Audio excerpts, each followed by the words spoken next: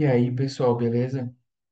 Hoje eu estou aqui fazendo minha segunda revisão para CFO do Exército Brasileiro de Enfermeiro e a gente tem novos assuntos aí para revisar e vamos lá, né? A gente vai estudar agora. Primeiro, avaliação da conduta desse aí. Primeiro, vamos avaliar aí a conduta, né? Essa aí é uma ferida de lesão por pressão, LPP de grau 1, tá? A gente percebe aí que tem uma está hiperemiado, a conduta aí pode ser uma hidratação, né? Ó, vamos lá. Primeiro, a avaliação. Estágio um, identificação da lesão, a gente vai documentar, a gente vai notificar o lugar, avaliar a dor do paciente. Uma coisa importante para a gente tomar cuidado é manter esse estágio dessa ferida, quer dizer, não é manter, mas evitar que ela evolua para o estágio 2, por exemplo. Como que a gente pode fazer isso? Aliviando a pressão, cuidado com a pele, manter essa pele limpa e seca, né? Evitar a fricção excessiva, né? Usar um coxim, por exemplo, a mudança de decúbito vai ser importante. E educar o paciente e o cuidador, se possível.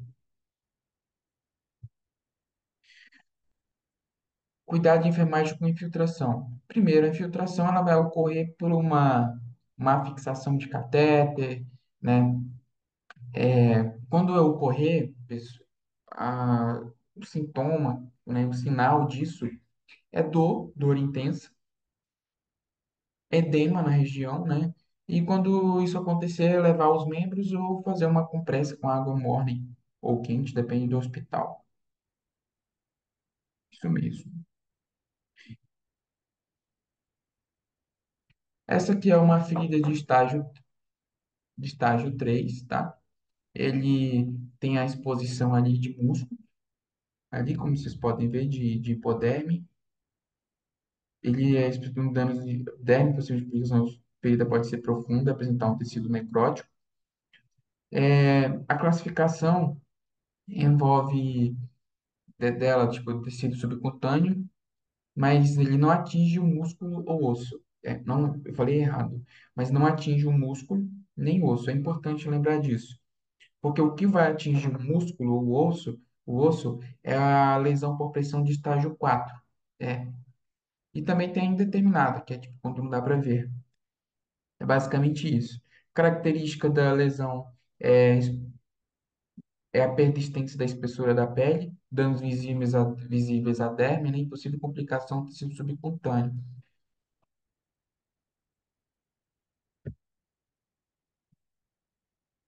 Isso aqui é um ECG com...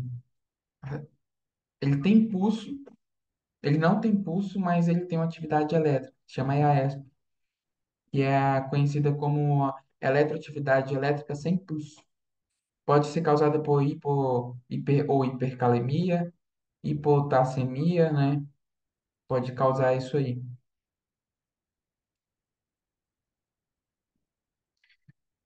Arsenal terapêutico e hemoterápico. A gente tem aqui o concentrado de hemácias, que são o CH, que é o mais que a gente vê por aí. A gente extrai ele por centrifugação total de sangue, remove uma parte da massa eletrocitária da bolsa, né? Ou por aferese. Ele é de doador único. Ele tem que ser armazenado de 2 a 6 graus Celsius. O concentrado de plaquetas, a centrifugação também de uma unidade total de sangue, ou por aferese de doador único. Ele fica ali pela temperatura entre 22 a menos 2 graus Celsius. E tem que ficar sob agitação constante. E o mais chato, que é o plasma fresco congelado, é a centrifugação do sangue total, deve ser completamente congelado até 8 horas após a coleta e mantido no mínimo a 18 graus Celsius negativos, é muito gelado. E ele é recomendado a temperatura igual ou menor que 25 negativo. Ele não pode passar de 25 negativo. E o concentrado de granulócito é de aferese de doador único por meio de máquina separadora de célula de fluxo contínuo ou descontínuo. Deve ser transfundido assim que possível após coleta e, se é inevitável, armazenar. entre 20 graus Celsius e 24 graus Celsius em repouso. E no máximo de 24 horas. Segundo após o RCP, o enfermeiro deve observar a saturação de oxigênio e pressão arterial sistólica ou a pressão média seja mantida. Vamos lá, primeiro para a saturação, tem que ser de 92% a 98%. A pressão sistólica ela tem que ser acima de 90 e PA média ela tem que estar acima de 65. Fatores de risco para o câncer do colo do útero. A gente tem HPV, o início da precoce da atividade sexual, condicionado à multiplicidade de parceiros sexuais, né? Tabagismo, uma baixa condição econômica, tipo, o tabagismo ele é um fator importante para o câncer de útero, né? A imunossupressão, o uso prolongado de contraceptivos orais, também a questão de doenças imunossupressoras. Se a pessoa tem um HPV, o HPV ele vai piorar ainda mais, né? Assim. Quais os tipos de fraturas? Temos fraturas em galho verde, que é a incompleta, que é quando ocorre geralmente mais em criança, onde o osso ele vai quebrar e não, ele vai meio que entortar, né? Ele não vai ser completamente quebrado. Temos a fratura comunicativa, é quando quebra em três ou mais fragmentos. Temos a fratura fechadas, por exemplo, uma queda de altura por altura, uma costela quebrada, pode ser uma fratura fechada. Temos uma fratura aberta, ou é exposta, que é caracterizado com um osso quebrado que perfura a pele, né? Temos esse tipo de fratura aí. Isso aqui é uma FA, fibrilação atrial. É uma arritmia cardíaca, né? Que ele é de 100 a 175 batimentos por minuto ou mais, vai depender. Doença que pode causar isso pode ser uma hipertensão arterial, doença valvar cardíaca, a estenose também ela pode causar, no caso que é estenose, né? Doença arterial coronariana. Fator de risco: idade avançada, histórico familiar, fibrilação atrial, obesidade, diabetes, mellitus, apneia do sono, consumo excessivo de álcool, tabagismo e doenças pulmonares. Pode causar uma FA.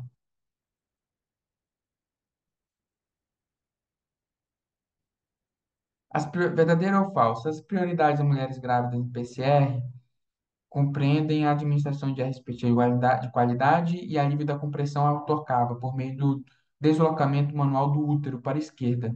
Isso aí é verdadeiro.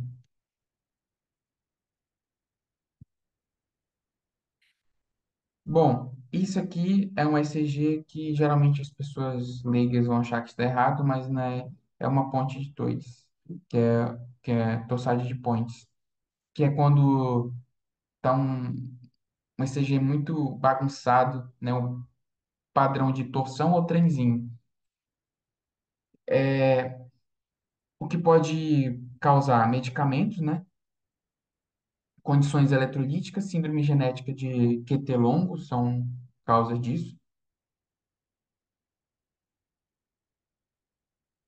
Estadiamento da lesão por pressão. Vamos descrever. Lesão 1 de grau 1, hiperemia, né? Não só lesão, fica hiperemiado ali. Que ele machuca um pouco a pele, mas é só na epiderme.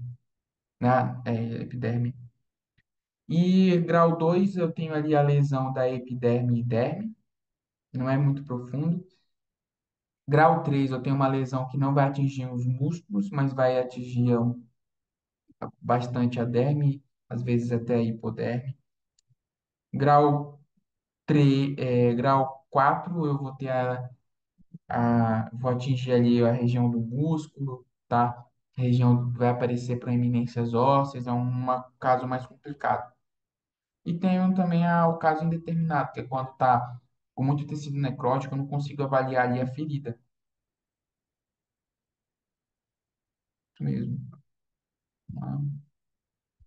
Isso aí é uma ferida um caso indeterminado. Se eu olhasse de cima, eu não poderia é, ver ela, né, no caso.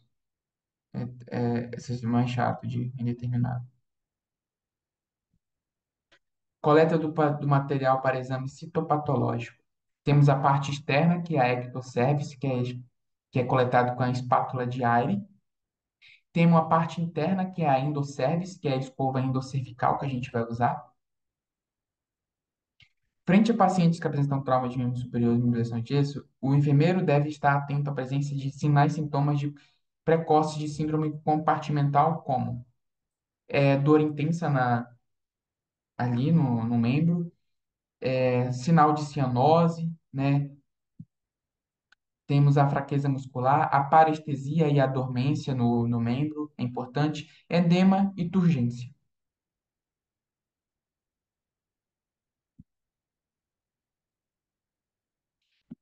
O que são acidentes ofipídicos com protópicos, crotálicos, laquéticos e lapídicos?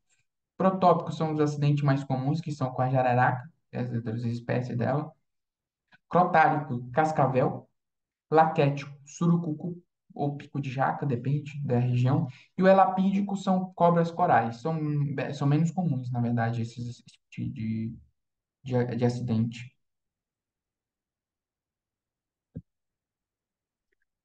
Isso aqui é uma lesão de nível 2, de estágio 2, porque atinge a derme e a epiderme aqui, tá vendo?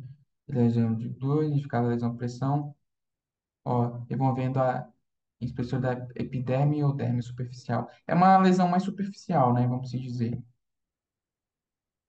Temos aqui a coleta do material para exame citopatológico, de novo. Na parte externa, a gente coleta com o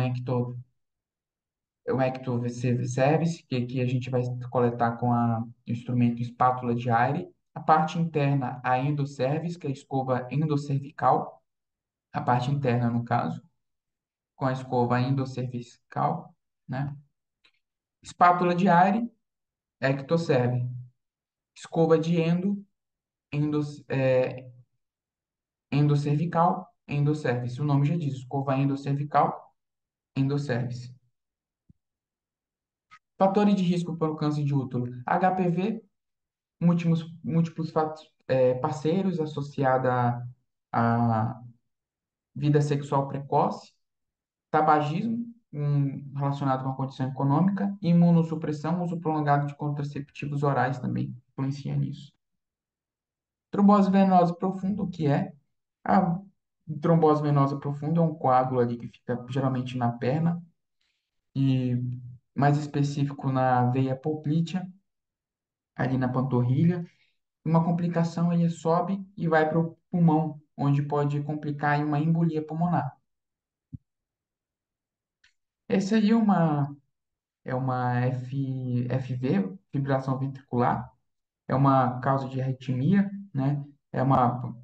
Consequências pode ter uma parada cardíaca, um choque cardiogênico, uma lesão cerebral.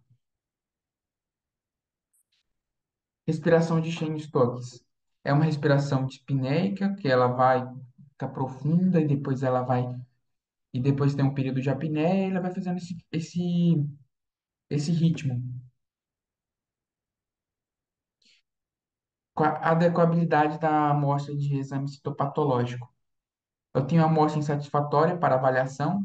É uma amostra cuja leitura esteja prejudicada por natureza técnica ou devido à presença de sangue, piócitos, artefatos de dissecamento ou agente contaminante por externos, ou intensa superposição celular. A amostra satisfatória para avaliação é aquela com células em quantidades representativas, cuja observação possibilite a conclusão diagnóstica. Podem estar presentes células representativas do epitélio do colo do útero, células escamosas, células granulares, não inclui epitélio endometrial, e células metaplásticas. E células presentes na amostra. A presença exclusiva de células escamosas pode ser avaliada por um médico assistente para garantir boa representação celular do epitélio, o colo do útero, do exame citopatológico deve conter amostra do canal cervical, vai ser coletada com a escova apropriada, né? E ectoserve-se uma espátula de Aires, como eu já havia falado antes. Deve ser repetido com intervalo de 1 ano e 2 anos anuais, com os resultados normais consecutivos. O intervalo poderá ser de 3 anos entre os exames.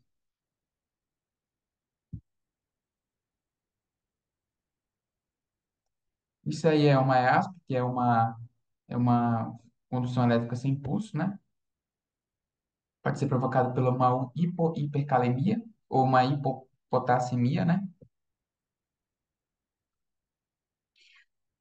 Cuidado de enfermagem com sobrecarga na circulação de solução. Cuidado de enfermagem com sobrecarga circulatória de solução é quando o paciente recebe muito líquido de forma indiscriminada e não consegue expelir de alguma forma. Principalmente, ou então quando é infundido rápido demais, o paciente tem isso aí. Sinal, sintoma disso aí, perda mental, da consciência ali, turgidez na veia jugular, dispneia, falta de ar, edema periférico, edema pulmonar, um indício de sobrecarga respiratória, de sobrecarga de fluxo, né, de solução. Cuidado de enfermagem de flebite, a gente tem que o cuidado de flebite ali pode ser, tem uma coisa,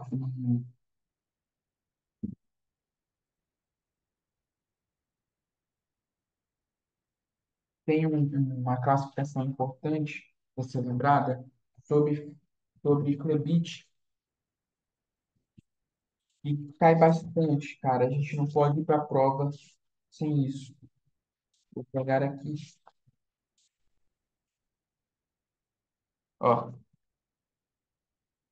flebite.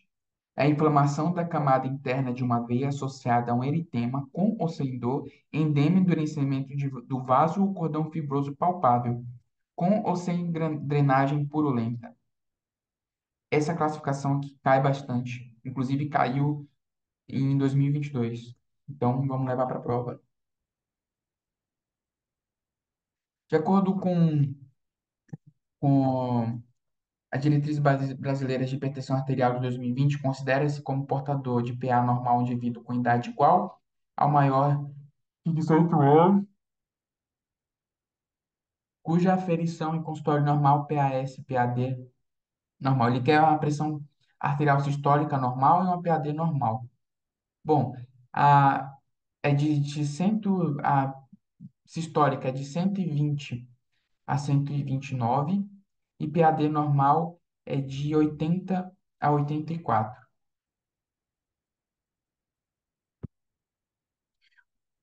Que PAS e PAD? A pressão arterial sistólica é quando mede é o maior valor aferido, mede a força das artérias, e a pressão arterial diastólica é o relaxamento, né?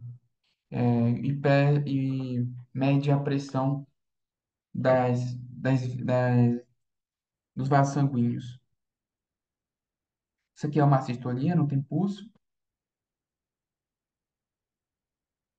Isso aqui é um flúter atrial. Ele vai numa arritmia muito forte, 250, 250, 350 batimentos por minuto. É muito forte essa arritmia aí. Exame de IgM e IgG para tuberculose.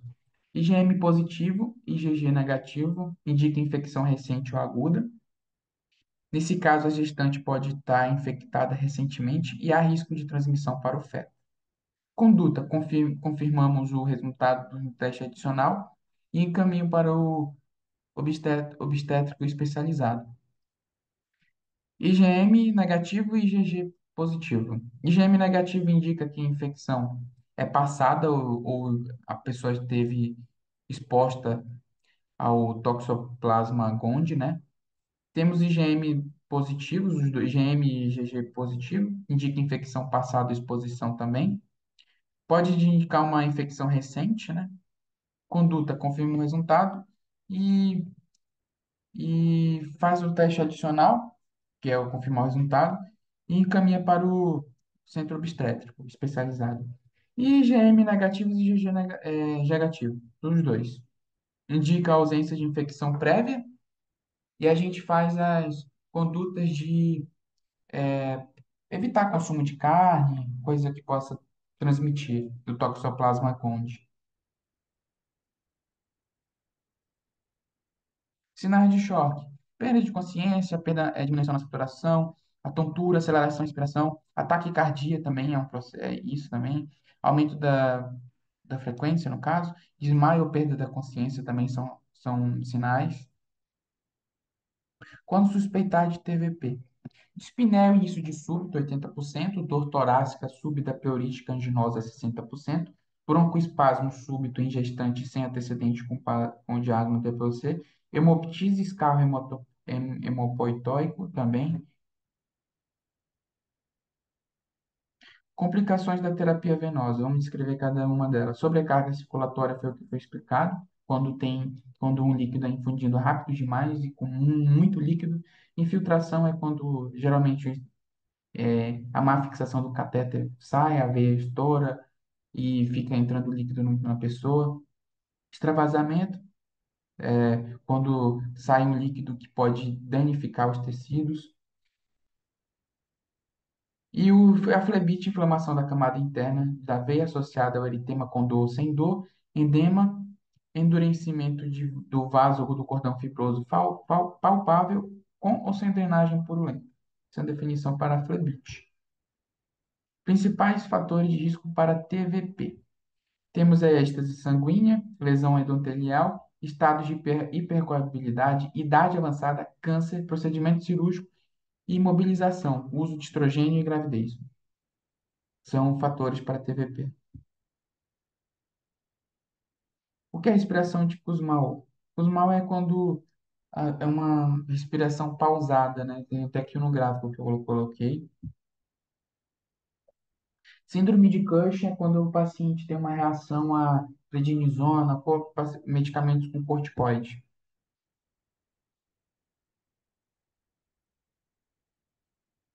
PES, explique. É o planejamento estratégico situacional. Temos o padrão normativo, que envolve a definição de objetivos estratégicos de longo prazo. No nível normativo, são estabelecidas diretrizes gerais que orientarão todas as atividades de decisão estratégica da organização. Temos o tático. O tático situa-se abaixo do normativo e envolve o desenvolvimento de estratégias mais específicas para alcançar objetivos. O operacional. O nível operacional refere-se na implementação da prática da estratégia, né? E situacional destaca a importância de considerar o contexto específico a comunicação está inserida. E o explicativo estratégico. O termo explicativo estratégico refere-se à capacidade do PES de fornecer uma explicação mais detalhada e integrada sobre as dinâmicas de relação de poder, causas e efeitos. E é isso.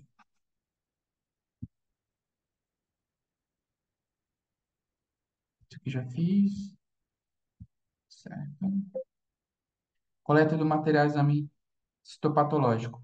Ecto serve se a gente usa a, a espátula de Aire, endocervice e escova endocervical. Isso aqui é um bloqueio de ramo, pode ser um bloqueio de ramo direito, naquele caso é um direito, um bloqueio de ramo esquerdo. Cuidados gerais da administração de hemocomponentes. Vamos lá. A requisição do produto hemoterápico tem que ser preenchida o mais completa possível, prescrita e assinada por um médico e está registrada no prontuário do paciente. Não vai existir contraindicação absoluta à transfusão em pacientes com febre. É importante diminuir a febre do paciente antes de começar o resto da transfusão, porque uma febre pode mostrar que o paciente está tendo uma reação transfuncional, né? Ou pode indicar que o paciente pode ter hemólise, tem hemólise aí. E nenhuma transfusão deve exceder o período de 4 horas. Se exceder, tem que jogar a bolsa fora. Todo produto hemoterápico deve ser transfundido no equipe com um filtro de 170 milímetros lá. Isso aí. Eu vou ter que ir porque eu vou ter que trabalhar. Não deu tempo de revisar tudo, mas é isso aí. Vamos parar a apresentação.